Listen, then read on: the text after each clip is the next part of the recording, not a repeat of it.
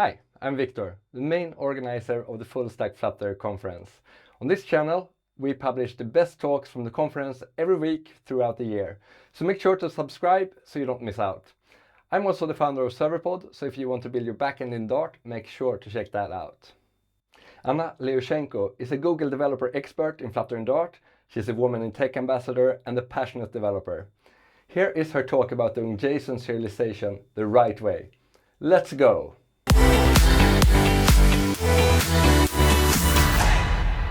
I think we all agree that JSON deserialization is one of the most common tasks we as developers of Dart and Flutter applications have to perform regularly, which means that implementation efficiency in this area has a significant impact on the overall speed and ease of the development.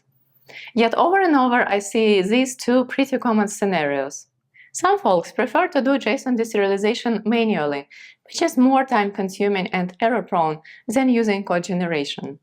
And second, even if they do use code generation, they'd have these separate data transfer objects or data models with JSON deserialization logic. These classes will be returned from an API layer.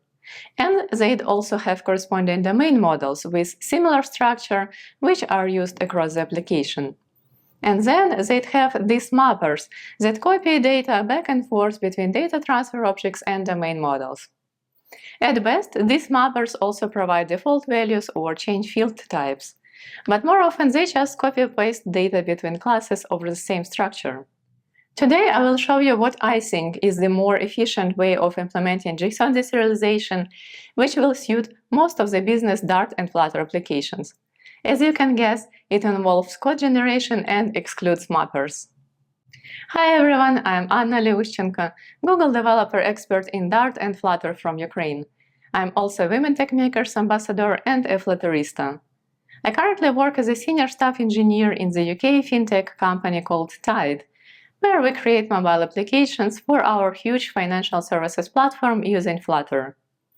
I regularly share my practical experience from the world of enterprise Flutter projects, so if you're interested in growing as Flutter developer, make sure to follow me on social media. So, where this inefficiency problem is coming from, especially regarding mappers? Most of the time, developers create them just because clean architecture told us to. Indeed, the objective of this architecture, as with many other layered architectures, is the separation of concerns by dividing the software into layers. Thus, naturally, for better separation, every layer may operate with its own set of models and require mappers to convert models from one layer to another. It sounds reasonable, but in practice, when applied dogmatically, most of the time we end up with having these dummy mappers that just copy-paste data between same-looking objects. When addressing similar concern, Uncle Bob himself said that it was never his intention and that it is fine to pass simple data structures between layers. I believe that it is our developers' responsibility to make a healthy judgment about when a concept should be adopted and when it is an overkill. Clean architecture is great and definitely works, but because it's a general-purpose concept, it may be suboptimal in some scenarios, and I think this is the case for the majority of mobile applications. Another reason developers create mappers is when they do use code generation in data transfer objects, but they are not confident that they can have the same level of control over the incoming JSON structure with code generation in domain models as they can with manual mappers implementation. If there is a change in the data structure received from the backend, we want to minimize required code updates and contain it in the deserialization logic, so that the domain model structure remains unchanged and thus no further updates are required in the business logic layer and above. This is a very important benefit, and I'll show you how to achieve the same result just with less code. For your convenience, I divided this session into 3 distinct parts. In the basic section, we'll set up the project to use code generation with JSON serializable and freezed, and we'll create a Dart class that will accommodate data parsed from a JSON with one-to-one match in regards of field names and types. I'll also show a must-have configuration for JSON serializable in-built YAML file. In the intermediate section, we'll start customizing Dart classes created in the basic section for them to be more independent from the JSON they will be deserialized from. We'll talk about changing class field names, types, and structure, ignoring some of them, and providing default values. We'll also talk about serialization of generics and enums. And in the advanced section, I'll address more sophisticated cases like serializing standalone enums and automatically parsing Dart class hierarchy from JSON based on some indicators and without them. Let's get started. The API we're using today, as an example, is heavily inspired by the Marvel Comic public API, although there are some differences. This is a JSON representation of a single comics object. It has an integer ID and digital ID, string title and modified date. Next we have a thumbnail, which is an object that represents an image, and an images array of a similar image object structure. Let's now create a Dart class that has a one-to-one match to this JSON structure. Here is what the manual implementation would typically look like. Here we have a Marvel Comic class with corresponding fields and a pretty standard from JSON implementation. We also have a Marvel image class to represent the image for the comics thumbnail and images array, which can also be deserialized with the from JSON constructor. To improve this implementation efficiency, let's now use code generation. We have to add these 5 dependencies to the Flutter project: build runner, JSON annotation and JSON serializable, and freeze annotation and freezed. And we have to run code generation by executing this console command: dart run build runner watch. The output should look similar to this one. Now the project is ready for implementing JSON deserialization efficiently. Here is an updated Marvel Comic class implementation with the freezed package. There are 2 additional part files declared. The class is annotated with the freezed annotation, and then a factory constructor lists all the same class fields. There is also the same from JSON constructor declaration. I won't go into details of freezed implementation here, but essentially it created a Dart class that can be used just the same way as when it was a regular Dart class, but it provided a better developer experience because now Marvel Comic conveniently overrides toString, equals, and hashcode methods. As for JSON deserialization implementation, the generated file contains a declaration of both from JSON and toJSON methods. Here we have a code very similar to the previously manual implementation.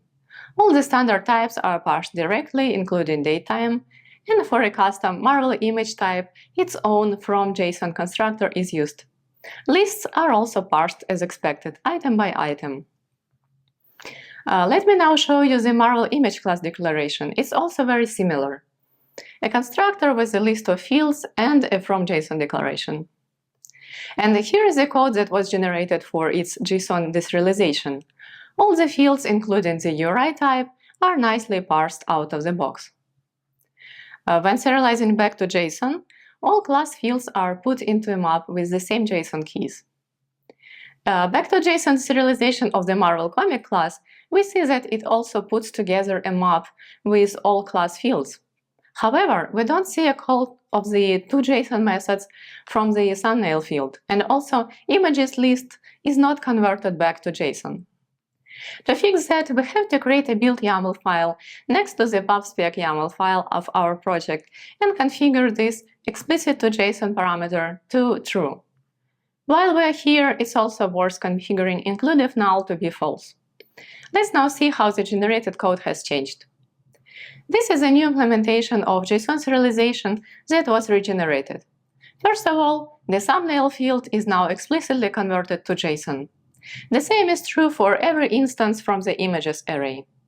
And second, now there is a new write-not-null function that will only allow non-null values to be put into the resulting JSON map. Looks much better now. Here I wrote some tests which demonstrate that our generated code implementation of from JSON and to JSON methods can correctly handle serialization of all the standard and custom types and collections. Now that we have a freezed JSON serializable class Marvel Comic that represents a one-to-one match to a JSON data format the application is expecting to receive, it is time to adapt it to better fit our business logic implementation rather than backend implementation. Let's start with something easy and allow renaming class fields without depending on the JSON keys. Let's say that it's more convenient for us if the path field of an image is called URL. For that, we have to update the Marvel image class. We add a JSON key annotation over the field that is now called URL and give its name value path. Now, in the generated code, it is the URL field that gets the value obtained from the path JSON key. My personal preference is to always provide names in JSON key annotation, even if the class field name matches the JSON key name. This way, it's easy to avoid bugs when the Dart class field gets accidentally renamed. Next, let's talk about field type changes. Let's say we want both ID and digital ID to be a string rather than an int. For that, we have to create a child of a JSON converter class. Here we provide the type of a value in JSON and in the Dart class. And we have to override from JSON and to JSON methods. Here, from JSON accepts int that comes from JSON and returns a string expected by the Dart class field. And to JSON does the opposite transformation. Now we have to apply this new converter above ID and digital ID fields and change their types from int to string. Let's now see how the generated code changed.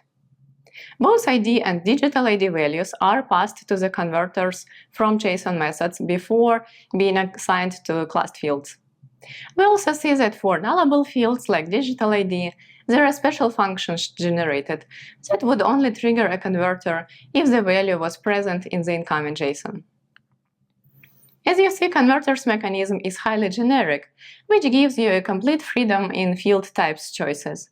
For example, if we wanted to change a thumbnail field type from a custom type Marvel image to just an inner URI, we could create a converter that accepts an entire JSON and returns a URI. In its from JSON, it parses the incoming JSON into Marvel image and extracts its URL. Now we can apply this converter on top of the thumbnail field and change its type to plain URI. This is just one of the ways to make the Dart class structure significantly different from the JSON structure. I'll show more in the advanced section. Sometimes, for some reason, backend developers may implement the API in a way that it throws errors in case some object fields are sent back in JSON. Let's say in our case, they aren't happy to receive back the modified field. It's easy to fix by adding the JSON key notation with include to JSON field set to false. Now, modified field is still being read during JSON deserialization, but is no longer present in the serialization result. It's not a rare case that we'd like to give some field a default value in case it's not present in the incoming JSON. This can be done with the help of the default attribute from Priest. Let's say we want the comics title to be untitled, if no value was sent in JSON. With the current implementation, the deserialization will fail. So here we have to replace the required keyword with the default annotation, and now generated code reads title as a nullable string and provides the untitled string as a fallback value. The most common scenario where I like to provide default values are lists. Currently, images list is nullable, which means whenever I want to access its values, I have to perform a null check. In practice, I don't typically need a distinction between null and empty lists. Thus, I usually just provide an empty list as a default value like this. In reality, Marvel API does not send data right in the root of the JSON response.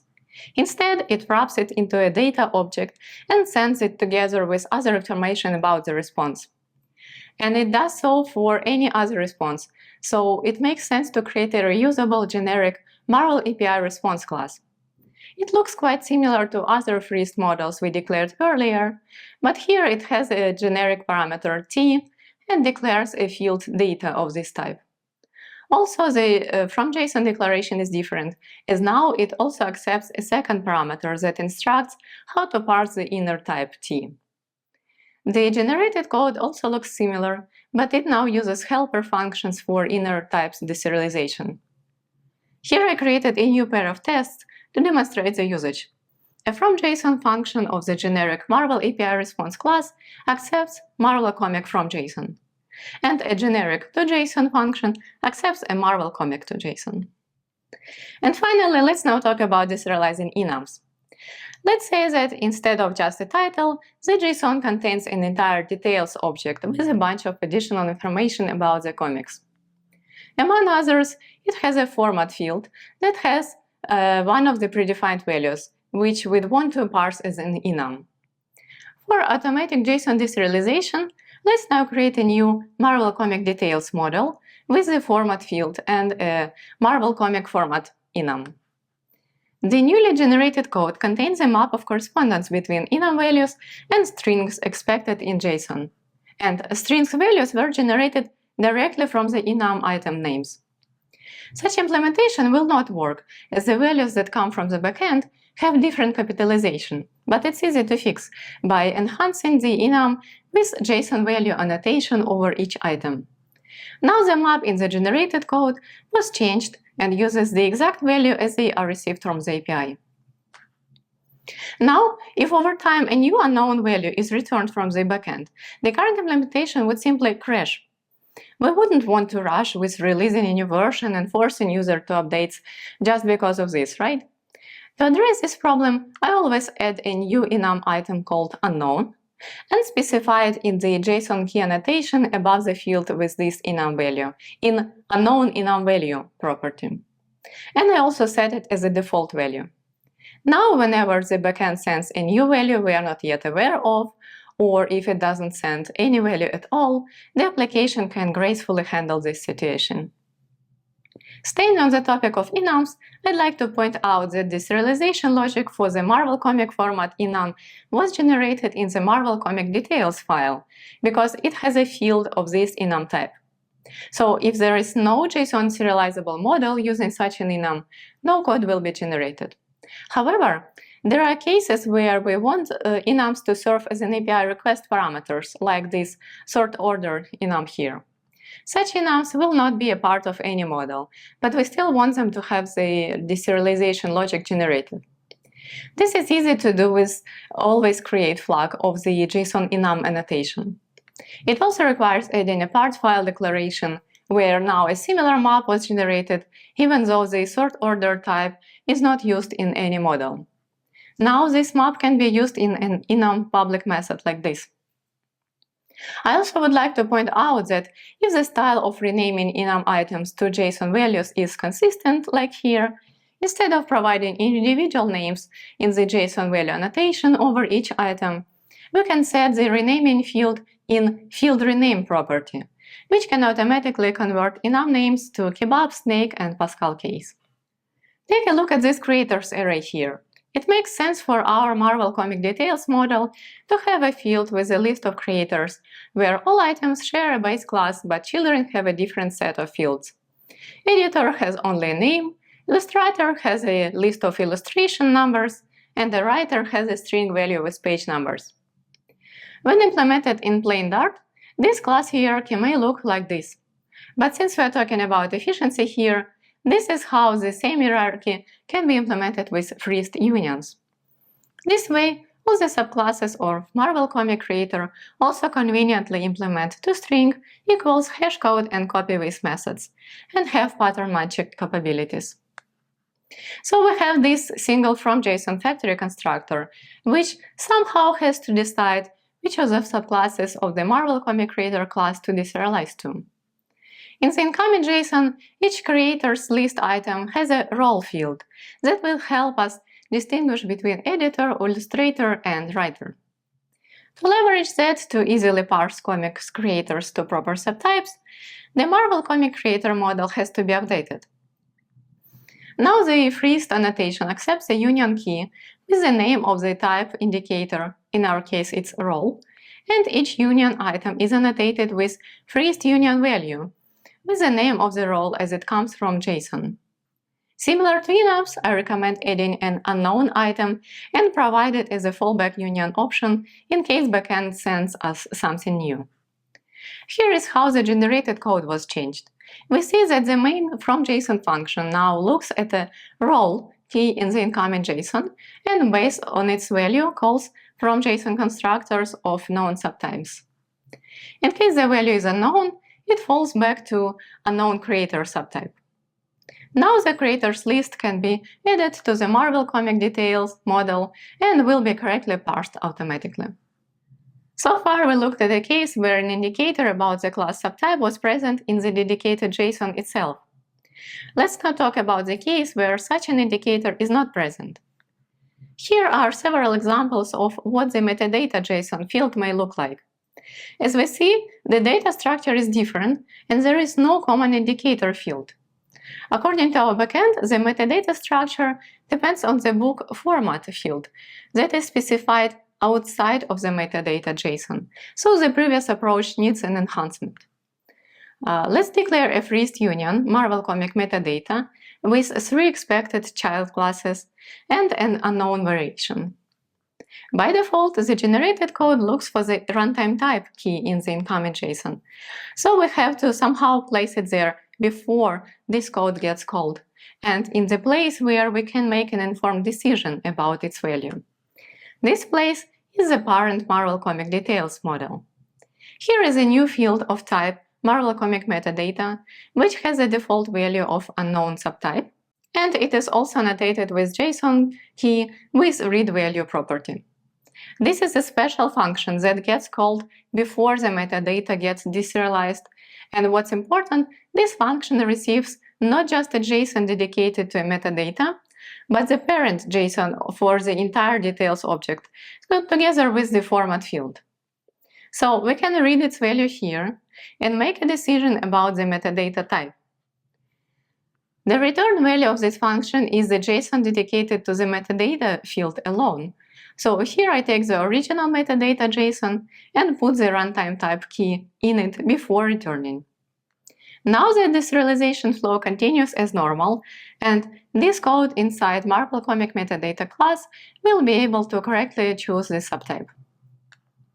Of course, this implementation may be improved by removing code duplication and magic constants and adding error handling, but I hope you got the idea.